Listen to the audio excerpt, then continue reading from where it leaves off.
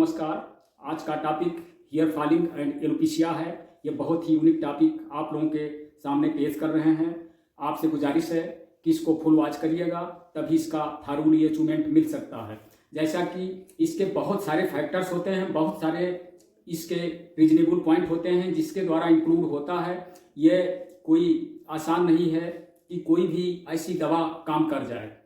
ये होम्योपैथ की मेडिसिन, ये अकॉर्डिंग टू सिम्टम्स, ये लक्षणों के आधार पर चलती है। बहुत सारे सिम्टम्स होते हैं, इंक्लूड होते हैं, जिनके द्वारा ये हेयर फॉलिंग की शिकायत और एलोपेशिया होता है। तो आज 1 बाय 1 करके हम आप लोगों को बताएंगे कि कब किस समय कौन सी दवा यूज करनी है और इसके मेन काज क्या होते हैं। What is cause of hair falling and alopecia, इसके कारण क्या होते हैं, इसके विषय में परिचर्चा करेंगे और बहुत अच्छी मेडिसिन हम आप लोगों तक पहुंचाना चाहते हैं और इसका आपसे अपील है कि फुल वॉच अवश्य करिएगा। तो जैसा कि फर्स्ट तो जेनेटिक इम्प्रेस होता है। ये हेरिडिटियल बेसिस पर किसी को, जैसे परिवारजनों में किसी को था, ग्रैंडफादर को था, या अगर मातृपक्ष में देखा जाए नाना नानी इस तरीके से किसी को था, तो फिर भी ये होने के चांसेस होते हैं। इस तरीके से एलोपेशिया और हेयर फॉलिंग की शिकायत भी।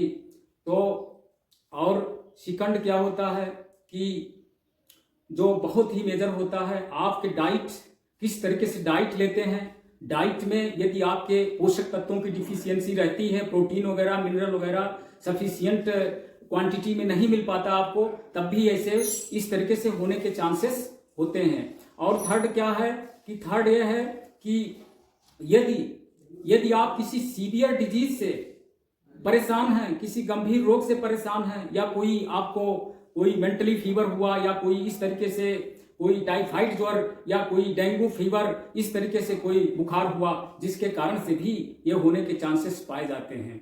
और फिर क्या है कि यदि आपको कोई हार्मोनल इनबैलेंस हो गया, अगर हार्मोन्स की डिफिशियंसी हो गई, इसके कारण से भी आपके बाल टूटने लगते हैं, झड़ने लगते हैं और कभी कभी एलोपेशिया यानी गंजपन की शिकायत हो जाती है। और सबसे अहम कारण तो यह है कि अत्याधुनिक समय में लोग तरह तरह की चीजें डाइनेस करते हैं।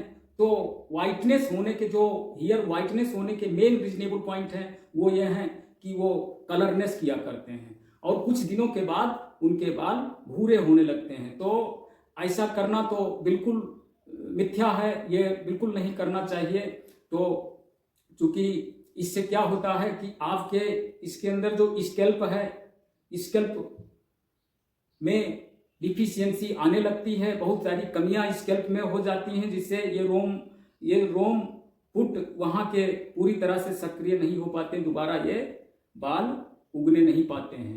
तो कुल मिलाकर के इन चीजों से बचना चाहिए। और आप लोगों को जो बताने जा रहे हैं आज, वो आपके बालों को डाइजेस्ट भी कर देगी मेडिसिन, और हमेशा के लिए, और आपके नए बाल उगाएगी।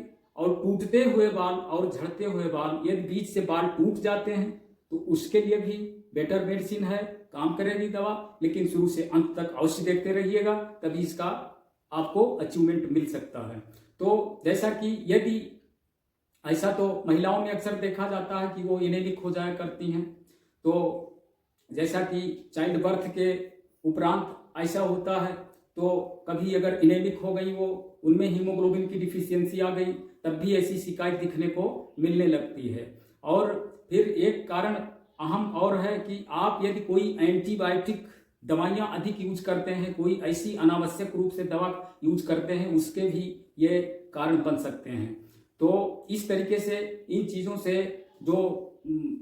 जो अवॉइड करने वाली चीज़ें हैं उनको अवॉइड कर दें, अखाद्य चीज़ों का सेवन न करें और अच्छे डाइट लें, जिसमें विटामिन B12 और विटामिन C जो बहुत नेसेसरी है। और फिर एक रीजन और होता है सिर पर सिफिलिस हो जाना। सिर पर सिफिलिस हो जाना, सिफिलिस का मतलब वो पिंपल्स निकल आते हैं, उसमें स्केबी होती है और कभी कभी बाल उड़ाने लगती है, उद्भेद भी हो जाते हैं, बड़े बड़े टीले टाइप के होने लगते हैं। तो स्केबी 2 स्थानों पर होती है, जननांगों पर और सिर पर होती है। तो इस तरीके से ये सिफिलिस 2 स्थान पर होती है, सिर पर होती है और जननांगों पर होती है। तो जैसा कि सिफिलिस होने से भी इस तरीके से दिक्कत आ सकती है। और एक अहम कारण और है कि जो यदि आपके सिर पर डैंड्रफ अधिक होता है, डैंड्रफ यानी रूसी, सफेद रंग की रूसी निकलती है, डैंड्रफ अधिक होता है, तो उससे बाल उड़ने के, बाल झड़ने के, बाल टूटने के चांसेस अधिक पाए जाते हैं। तो जैसा कि इसके बहुत सारे फैक्टर्स हैं और बहुत से कारण हैं, तो सभी पर परिचर्चा करना जटिल होगा। तो अब हम आपको मेन मुद्दे पर चल रहे हैं कि कब किस समय क्या लेना होगा। तो चलिए अब उन दवाइयों को नोट कर लें जिसके अकॉर्डिंग आपको अचीवमेंट मिलेगा। तो जैसा कि यदि आपके सिर पर सिफिलिस हो गई है, और सिफिलिस का मतलब पिंपल्स निकल आए हैं और स्केबी भी होती है, खुजली होती है, दाने भी निकले हुए हैं, और आप यदि गैस के बहुत पुराने पेशेंट हैं, तो आपको क्या करना होगा, सोराइनम 30 पोटेंसी की टंग डोज दिन में 3 बार रिक्वेस्ट फार्मेसी की लेंगे, बहुत अच्छा रिजल्ट दिखने को मिलेगा। और यदि आप स्ट्रेस में रहते हैं, यदि आप ग्लूमी और सारोफुली कंडीशन में रहते हैं, हमेशा चिंता अवसाद में रहते हैं, तो उस समय क्या करना होगा, उस समय आपको एसिड फास्ट 30 पोटेंसी की जर्मनी वाली टंग डोज दिन में 3 बार लेते रहेंगे, और एक्सटर्नली माइनर पर जो आपको लोशन बताए हैं तो वो आपको तैयार करके लगाना होगा, बहुत अच्छा रिजल्ट दिखने को मिलेगा। यदि आपके बाल गुच्छे जैसे आपस में उलझ जाते हैं और उलझ करके कंघी लगाने पर इकट्ठा होकर के निकलते हैं, तो इस तरीके से उसमें जो काम करती है मेडिसिन, उसमें काम करती है, उसका नाम है फास्फोरस। लेकिन फास्फोरस आपसे अपील करना चाहेंगे कि फास्फोरस एक ज्वलनशील तत्व होता है, तो 200 पोटेंसी की हफ्ते में 1 बार ही केवल आप लें, किसी के बताए हुए उसको आप डेली बिल्कुल न लें, क्योंकि वो एक ज्वलनशील तत्व होता है। उसको जैसे अन्य नोसोड के रूप में जो मेडिसिन ली जाती है, इसी तरीके से आप जो है फास्फोरस 200 की 200 पावर की उसको आप हफ्ते में 1 डोज लें, और अदर मेडिसिन आपको जो बताने जा रहे हैं, कुछ अंतिम में बताएंगे, तो वो आप उसके साथ लेते रहेंगे यदि आपको ऐसे सिम्टम्स मिल रहे हैं। यदि आपके सिर पर डैंड्रफ अधिक होता है और व्हाइटनेस, भूसियां जो सफेद रंग की निकलती हैं, तो उसके कारण से यदि आपको बाल टूटते हैं, बाल झड़ते हैं, उखड़ जाते हैं जड़ से, तो उसके कारण से यदि दिक्कत है, तो उस समय क्या लेना होगा, थूजा 30 पोटेंसी की रिक्वेस्ट फार्मेसी की दिन में 3 बार टंग डोज लेते रहेंगे, बहुत अच्छा रिजल्ट दिखने को मिलेगा। यदि आपके बाल बीच से टूट जाते हैं, कंघी लगाने पर बीच से टूट जाते हैं, या ऐसे भी किसी को ऐसे भी हाथ लगाने पर हाथों में बाल चिपक जाते हैं, तो ऐसे कंडीशन में क्या करना होगा, आपको फ्लोरिक एसिड, जिसको एसिडम फ्लोरिकम भी कहते हैं, फ्लोरिक एसिड 30 पोटेंसी की दिन में 3 बार टंग डोज रिक्वेस्ट फार्मेसी की लेते रहेंगे, बहुत अच्छा रिजल्ट दिखने को मिलेगा।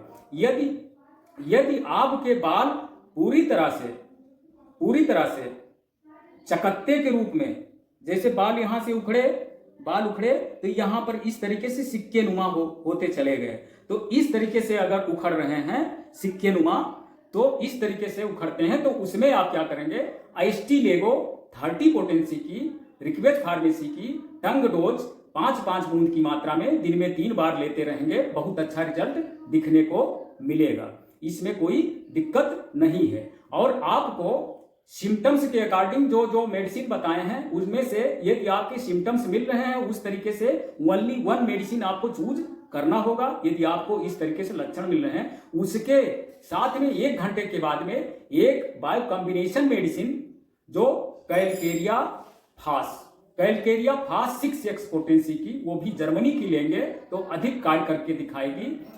तो इसको 4 से 6 गोली की मात्रा में दिन में 3 बार लेंगे, या डिजॉल्व हो जाएगी, ऊपर से पानी पी लेंगे, बहुत अच्छा रिजल्ट मिलेगा।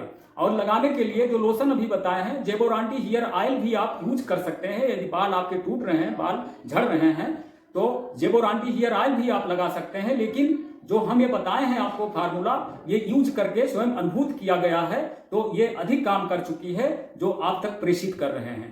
तो जैसा कि एडेल 9 भी एक एडेल फार्मेसी की, जर्मन की एडेल फार्मेसी एक मेडिसिन बनाती है एडेल 9, उसको भी आप ले सकते हैं। लेकिन उसको लेने के उपरांत आप में जो सिम्टम्स मिल रहे हैं ये, उसमें से कोई एक दवा आपको चूज कर लेनी होगी और उसमें से अंतराल रखेंगे। एडेल की 10 से 15 बूंद आधे कप पानी में डाल करके दिन में 3 बार पीते रहेंगे। एडेल 9 नाम से कॉम्प्लेक्स में मेडिसिन ये एडेल फार्मेसी बनाती है, इसका भी रिजल्ट अच्छा है। लेकिन हो सकता है कि आपके सिम्टम्स एडिंग मेडिसिन से बिलोंग ना करते हो, इसलिए आपको अचीवमेंट या ना मिल पावे, तो इस प्रिस्क्रिप्शन दिए हैं, इसको प्रिस्क्राइब किए हैं।